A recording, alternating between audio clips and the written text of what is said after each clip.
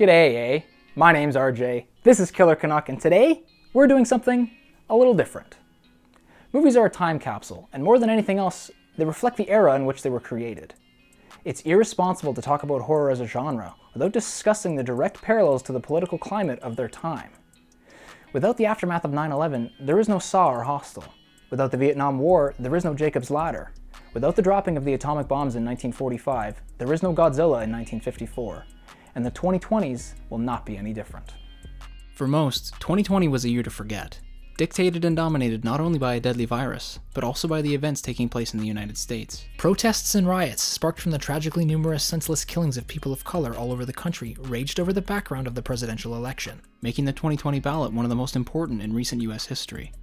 Despite all efforts from his opponent, on January 20th, Joe Biden was elected as the 46th president of the United States. This political swing, as well as countless other factors from last year's crooked agenda, will affect just about every horror movie made in the coming decade. But what if things had been different? What if the election had gone the other way? For the purpose of this video, I'm going to argue that every movie made post-2020 will still have been made, regardless of the victor. I'm going to analyze 3 films: The Descent, Get Out, and The Mist. 3 films which I feel may be representative of the coming wave of horror movies, and I'm going to use them to discuss how I think the 2020 presidential election changed the endings of this decade's coming horror films. Remember, this is all just a think piece, and how I think artists and filmmakers would have responded. This could very easily descend into propaganda, which is not my intention. So if you disagree, great, let's talk about it in the comments section. Also, be on the lookout for some major spoilers, as I'm going to be discussing each of these 3 films and their endings in detail. The first movie I'm going to use is Neil Marshall's 2005 masterclass in tension, The Descent. The Descent focuses on 6 women who go spelunking in the Appalachian Mountains. Our main heroine, Sarah, played by Shauna McDonald, is still affected by the car accident she was in the previous year that claimed the life of her husband and daughter. The film deals with strong themes of loss and, after a cave-in traps them, isolation. These both rang true in 2020, as the raging virus has claimed the lives of over 1.8 million people and essentially trapped the rest of them in their houses. The film has outside conflict in the shape of the crawlers, the subterranean carnivorous creatures they have been trapped with, but it also has a more grounded human plot, the affair between Sarah's late husband and Juno, her close friend and leader of their expedition. Sarah learns of this infidelity while in the cave, and it changes her. How many relationships, new or old, did not survive the quarantine? Being with the same people all day, day in and day out, without seemingly any light at the end of the tunnel can be difficult. It can make people feel claustrophobic in their own home, and could lead to friends and family lashing out at one another. Just hopefully not to the extent that it happens in The Descent. After all of their friends are steadily picked off by crawlers and human negligence, Sarah confronts Juno about the affair.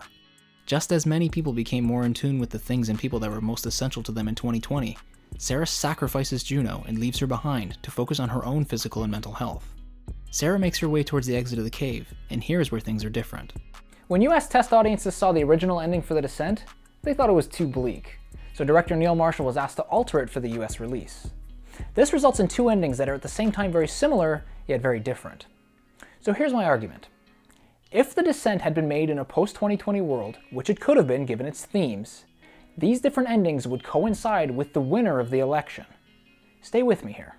The ending that was changed for US audiences would be the quote-unquote Biden ending. Sarah escapes the cave, having survived the horrors of 2020. She scrambles her way to the car, and we are treated to that unappreciated but earned Ooga Booga jump scare as we cut to the credits. Sarah is still alive in this ending and has escaped, but will forever be haunted by the psychological damage she endured in the cave, represented by her hallucination of Juno and the somber photograph behind the credits. It's harrowing, but hopeful. Neil Marshall's original, and in my opinion better ending, would be the Trump ending. Having sacrificed her former friend, Sarah clambers her way out of the cave in this iconic pair of shots and makes it to the car. The Final Destination 2 truck still goes by, and we still get the same jump scare, but this time we hard cut back to Sarah still in the cave, her escape having been an illusion of the mind. Sarah hallucinates seeing her late daughter with her birthday cake, which on the pullback is revealed to be just her torch. Her mind now fractured, she is descended upon by crawlers, hopelessly forced to live through 4 more years. The major difference between the 2 endings is the sheer hopelessness of Sarah's situation. She's either A, emotionally and mentally damaged from the ordeal but alive, transformed from having shed the weight of her past and is now fighting for herself, or B, emotionally and mentally damaged from the ordeal and about to be devoured by the blind creatures that live and thrive in the darkness. Neither option is ideal, but at least one leads to survival and the strength to rebuild. The next film I'm going to be using is Jordan Peele's modern classic, 2017's Get Out. The 2020 themes prevalent in here are more obvious than in The Descent. The triple-layered theme of isolation, feeling trapped in a new place far from your comfort zone, being surrounded by dangerous predators just waiting for their chance at you, and the literal isolation of the sunken place, as well as the constant racial undertones driving the main plot. Do they know I'm black? Young couple Chris and Rose, played expertly by Daniel Kaluuya and Allison Williams, are visiting her parents together for the first time. After an uneasy first day, I would have voted for Obama for a third term if I could. Chris tries to sneak out for a cigarette while everyone else is sleeping. He is spotted by the family matriarch, and she entices him to sit with her. Believing she is trying to rid him of his nicotine addiction, he is reluctantly hypnotized. Chris feels himself dropped into what's referred to as the sunken place, essentially becoming a passenger in his own life and body, before startling himself awake. Bradley Whitford holds a silent auction for Chris's body, and when they have a buyer, Chris is hypnotized again, this time waking up strapped to a chair. On a TV in front of him, Rose's grandfather explains that his body is going to be used to extend the life of a rich white man, and that Rose's family has been doing this for generations. Thinking quickly, he plugs his ears with cotton from the chair to protect himself from the sound of the teacup that puts him out, before cathartically killing his way through the family to the outside. After crashing his getaway car, Chris is confronted by Rose and groundskeeper Walter, who is actually possessed by Rose's grandfather. Chris uses the flash on his phone, a trick he learned earlier from a scene with Lakeith Stanfield, to give Walter control of his body back. Walter then promptly shoots Rose in the stomach before shooting himself. In the theatrical ending, Get Out's Biden ending, from here, Chris begins to strangle the wounded Rose, but is interrupted by the flashing of red and blue lights approaching from the driveway. Chris puts his hands in the air and steps away from Rose, ready to accept his unfair fate. But the person who steps out of the car is Rod Williams, Chris's friend from the TSA, who comes and saves him. The two drive off together as Rose expires in the driveway. This ending is raw and powerful, but also leaves the viewer with a sense of hope for the future. Initially, Jordan Peele had a different ending in mind. Written during the Obama era in America, when it eventually came time to actually shoot the movie, Peele thought the world had shifted towards trying to deal with racism, and that they needed a hero at the end. If Get Out had been shot in a post-2020 Biden presidency, I believe this theatrical ending would still ring true. If Get Out had been shot in a post-2020 Trump presidency, however, I feel the movie would play out more similarly to Peele's original ending. Chris strangles Rose, this time to death, as the lights pull up the driveway. Only this time it's not Rod who steps out of the car, it's two white cops, and they apprehend Chris. 6 months later, Rod speaks to Chris through a pane of glass, and Chris, in his orange prison jumpsuit, tells him that he's fighting a losing battle. Chris doesn't remember any details that would help prove his innocence, and the house burned to the ground after a fight in the basement knocked over a candle. He resigns himself to the fact that his martyrdom stopped the monster's family before being taken away back into the heart of the prison. After Trump for 4 years, and another 4 on the horizon, this is the ending I think we would have been more likely to see had it been shot in a post-2020 world. Had Get Out been made post-2020, there's a high likelihood that these cops might not have even bothered arresting Chris. Again, the major difference between the endings here is hopelessness. Without any evidence, Chris's life is essentially over, being forced to serve 25 years to life just for surviving, something he's forced to do just because of the color of his skin. Racism is not defeated in the theatrical ending, but Chris does survive, and he does put a stop to the Armitage family's monstrous acts without having to sacrifice his own freedom to do so. The final film I'm going to be discussing is Frank Darabont's The Mist from 2007. Darabont is no stranger to King's work, having written and directed both Shawshank and The Green Mile. If there was ever a movie that checked off a number of the 2020 boxes, it would be The Mist. Unrelenting danger outside that wants to kill you. Check. Themes of fear and isolation while people are stuck inside one place. Check. Charismatic leader with zealot-like followers willing to listen to anything they have to say. Check. Based on Stephen King's novella of the same name, The Mist revolves around a group of people who get trapped in a supermarket when a supernatural fog surrounds them. The result of a secret government endeavor known as the Arrowhead Project, touched on briefly in the novella and talked about more in depth in the film, The Mist is home to all kinds of otherworldly creatures. All of their attempts to escape result in death, and they are quickly resolved simply to survive. The novella and film both follow David Drayton, played in the film by Thomas Jane, as he rides out the events while protecting his young son Billy from the monsters they face, outside and in. Outside, the monsters are simply that. Monsters. Giant insects, bats, spiders, you name it, they're there. Inside, the monsters are more complex, in the form of people David has known for years.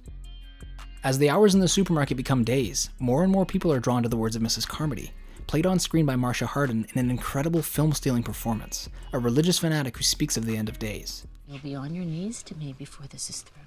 After heavy, demoralizing losses, her ranks soon outnumber those remaining, and when she declares that God needs a sacrifice, David's son looks to make for the perfect lamb. In the novella, Mrs. Carmody is more of a nuisance than an actual threat, at least until right before the end. She's described as a frail old woman and mostly just sits about spouting nonsense. In the film, however, she's played more like a true villain, and the added character of Private Jessup, a young soldier who worked on the Arrowhead Project, is thrown out as a sacrifice to the creatures on her command the night before. This is what drives the protagonist to leave. In both iterations of the story, David, Billy, and two women met at the supermarket named Amanda and Mrs. Repler escape and begin to drive away in David's car. Herein lies the split.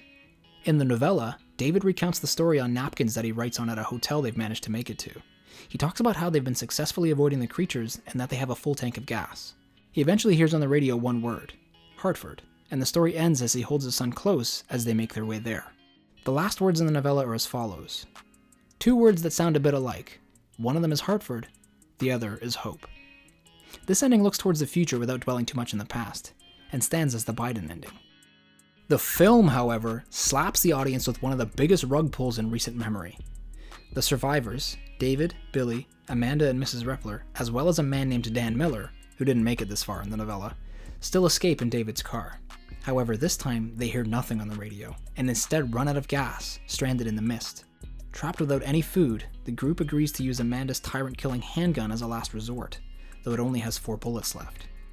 Agreeing to condemn himself to the worst of the two fates, David euthanizes everyone else in the car, yes, including his own son, before stepping out into the mist and screaming for the monsters to come and claim him. Come on! What he's met with, however, is a platoon of government hazmat suits burning the mist away, effectively saving David mere minutes after he believed he had to shoot 4 people. Was Mrs. Carmody right about the sacrifice of the boy appeasing God?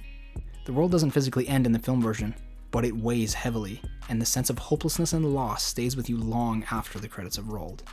Characters stuck in a place where the people in power are willing to sacrifice others for the betterment of themselves. Danger outside willing to kill, whether people seem content to ignore it or not, and a long-dreaded thought that the end of it is actually just a new beginning. In a post-2020 election world, this serves as the Trump ending. The difference here, you guessed it, is the feeling of hopelessness. In both endings, David escapes the supermarket, and though the safety of Hartford in the novella is up for contention, it does not hold a candle to the devastation of the helplessness and ultimate loneliness of the film. David escapes the mist with certainty, but he also learns the fate of his wife with certainty, and has to start a new post-mist life alone with certainty. Surviving in this example is not enough. As the final image of the film cranes up into a god shot, David's life is essentially over, and everyone he loved is now dead. He's forced to rebuild alone by himself as the government burns the world around him. The 2020 election has the potential to have the strongest effect on horror storytelling since 1980. Had Trump won, I think we would have seen a more cruel and hopeless decade, shown through the eyes of predominantly liberal artists and creators. Through a Biden victory, I feel that those same storytellers may be more inclined to share victory with the audience, or at the very least a sense of hope, a light at the end of the tunnel. Their characters may have suffered through a tremendous ordeal, but may have the potential to not be crushed in the final moments. As a horror audience, there's no way to know for sure what the coming decade will bring, though we can look to the past and make some predictions. 2020 was historically bad, and our favorite creators are going to remind us of that for years to come. I like to think they'll be doing so with a glimmer of hope for the future. Regardless of political views, remember this was all hypothetical. Agree? Disagree? Let's talk about it. Until next time, I've been RJ, this has been Killer Canuck, and thanks for watching. Hey, thanks for watching. If you like what you saw, be sure to drop me a like and hit the subscribe button. If you like the tune playing in the background, be sure to check out Prodigy on SoundCloud and over at noiserecords.com. I'll leave a link in the description below. If you like the sound of my voice, be sure to check out the Alternate Cut podcast on Spotify and Apple Podcasts. Back to Canadian content next video, I promise. What horror film endings do you think would have been changed post-2020? Let me know in the comment section. Until next time.